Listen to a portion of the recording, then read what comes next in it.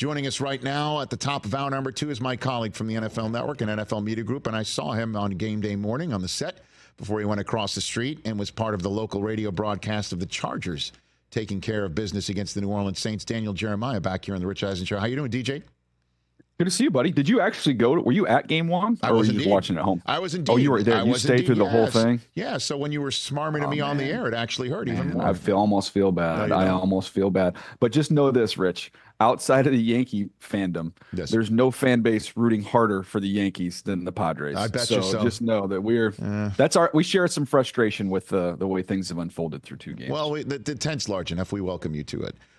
So have you had a chance to watch the film of Commanders and Bears? Because I know you were in the booth during that game for the Chargers and the Saints, and I'm wondering what you gleaned from it, DJ. Yeah, I went through that this morning, Rich. Let's start on the Daniels side of things first, and then we'll get over to to Caleb and to the Bears. Look, Jayden Daniels, even against a great defense like that, and I know they didn't result in touchdowns early on in that game, but they moved the ball well. The poise, it just still jumps off the screen when you watch him. Everything can be kind of chaotic around him. He's really still able to kind of keep that little heartbeat and able to escape and make some plays. They had, 4 big drops when you're watching it. So as good as his stat line was, could have been even better with some of the plays and some of the throws that he was making there. I do love the offense that they have him in. I think Cliff is doing a wonderful job of just kind of mixing things up with giving him some easy throws, some tunnel screens, hit some spot routes, and then just kind of picking your spots when to push the ball down the field. And he is incredibly accurate.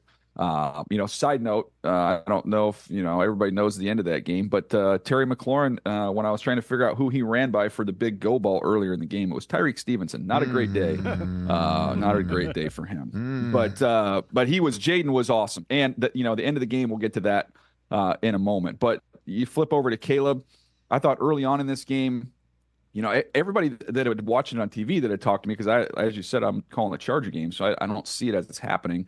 They're like, I thought Caleb was too amped up, early in the game and was missing some throws, and then he played better down the stretch. And when I watched it, I actually came away thinking, Caleb, he was so concerned about making a mistake.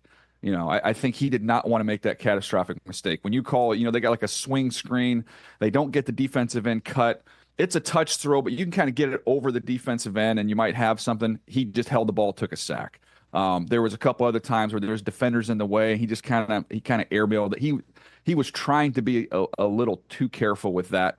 And then if he didn't trust things were there, he was running around trying to make plays. I thought as the game went on, especially you get deeper into the fourth quarter, he stood in there and he took some chances and let it rip and did some really nice things to get them in front at the end of the game there. So I came away with both young quarterbacks, first and second picks.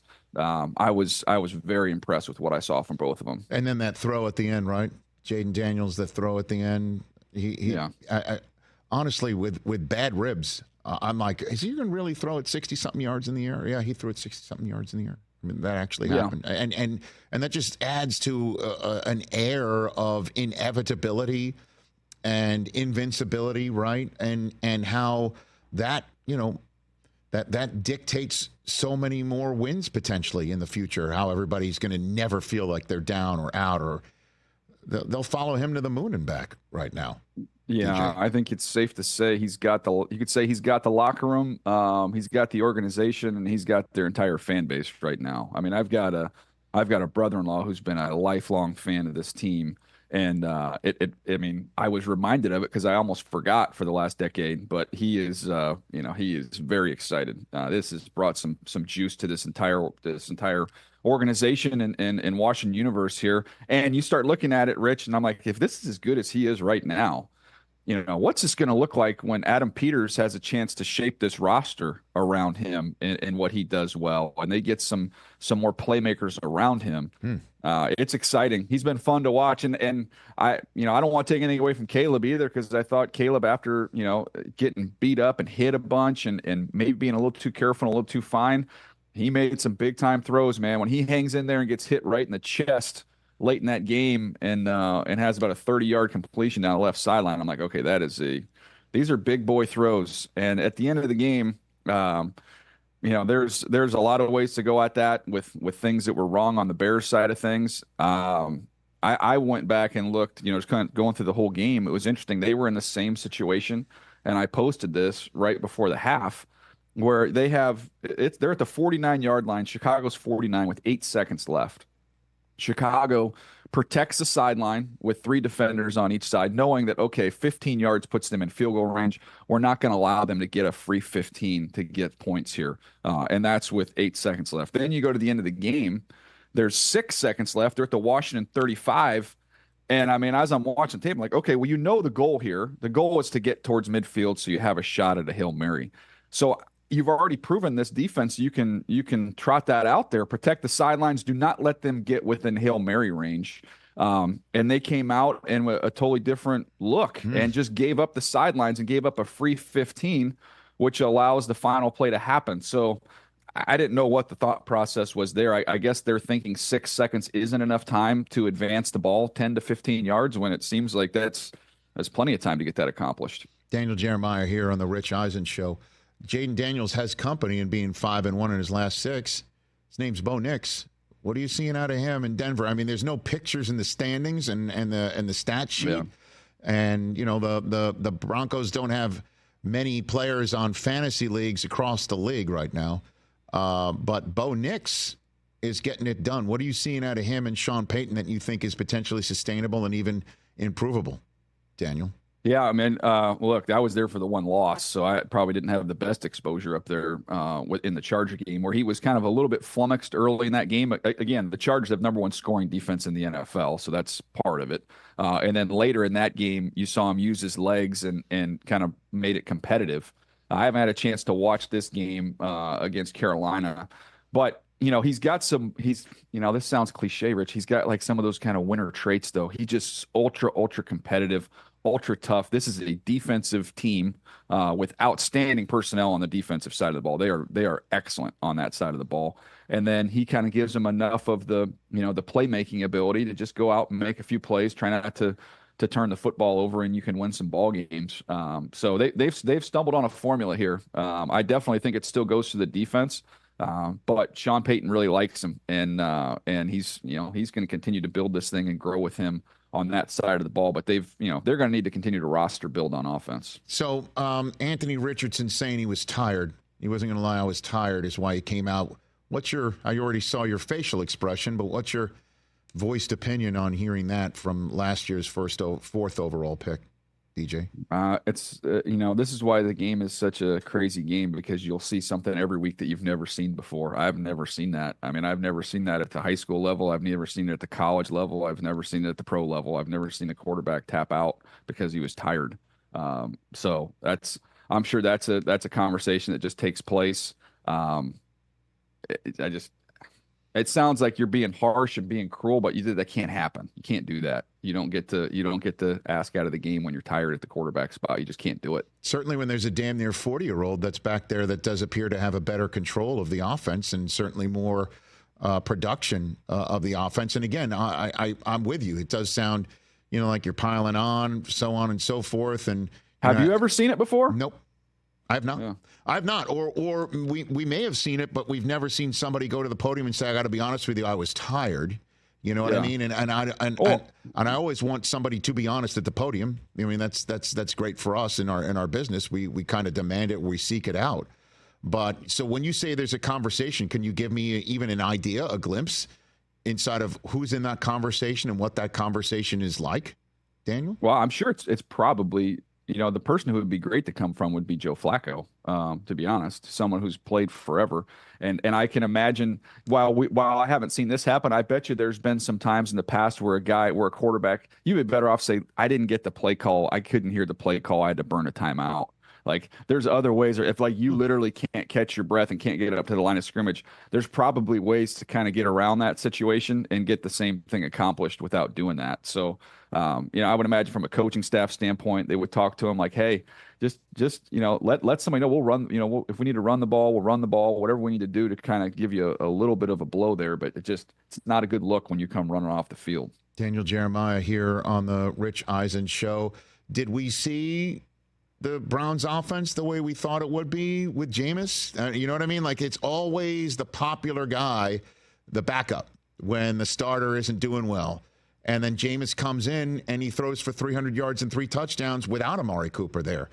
And Cedric Tillman starts catching balls, you know, like he's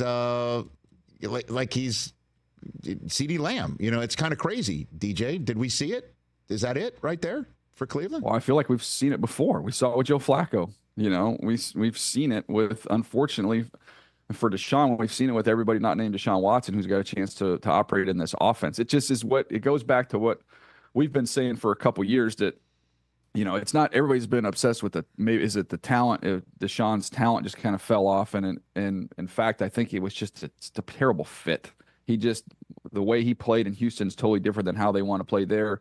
Now they tried eventually to change and adapt to what he does well. But now you got a coaching staff that's not as comfortable calling games that way.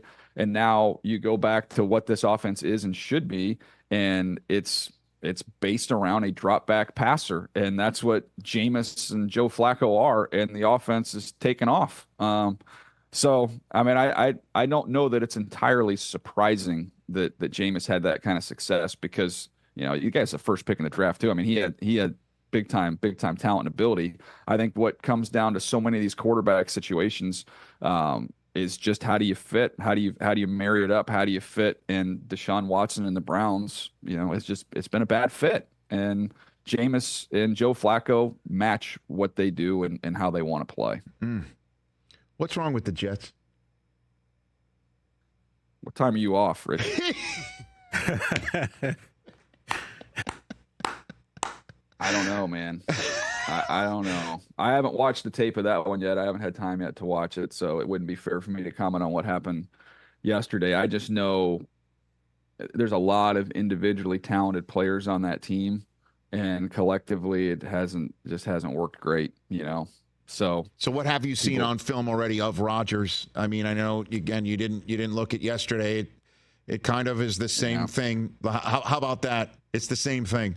Where there's flashes of Breece Hall, flashes of Garrett Wilson, flashes of the Rodgers of old, and defensively, I don't know. Sauce Gardner looks like he's regressed, to be straight up with you, DJ. I don't know, but what's your best guess as to what ails this team? Yeah, I mean, the elephant in the room is I don't think Rodgers has played great. You know, I think there was almost collectively, maybe on the defensive side of the ball, you know, gosh, we've had to play so perfect, you know, over the last few years for us to win football games. And I think whether it was just subconsciously or not, they just kind of exhaled a little bit, like, okay, we have the quarterback now. Like we don't have to play at that level. Let's ease some of the burden and some of the stress. So you've dropped off a little bit on the defensive side of the ball, and then the offensively, they haven't exploded like people expected they would. You know, with some of the star power that they have. Aaron hasn't played great. My biggest takeaway with the Jets has come more from watching them on TV than it has on tape, which is just, you know, as body language. It's just the kind of the mood of the team, the lack of energy. It just that spoke more to me than anything in the all 22 that you've watched. Your best guess, if the Lions played the Chiefs right now, who would win? Well, my best guess is that the Lions would win because I think they're the more complete team. They're the more dynamic team. But I've learned many years ago that I will, even if everything in my mind logically points me in the direction of the Detroit Lions, I have installed a security system that stops those words from exiting my mouth and just says, just say Chiefs. Like that's the fallback. Just say Chiefs. They are 7-0. First time in the Mahomes era. You know, there's no pictures in the standings, and it's just it seems to be I don't want to say a struggle each week, but it's not pretty. That said, offensively is where I'm referring to, obviously not defensively. Offensively, it does appear their last two games are beginning to put a little bit of a pedal to the metal, and you think DeAndre Hopkins is a good fit there, right? I mean, just like everybody else on the planet, or is this one of those we'll have to wait and see in your estimation?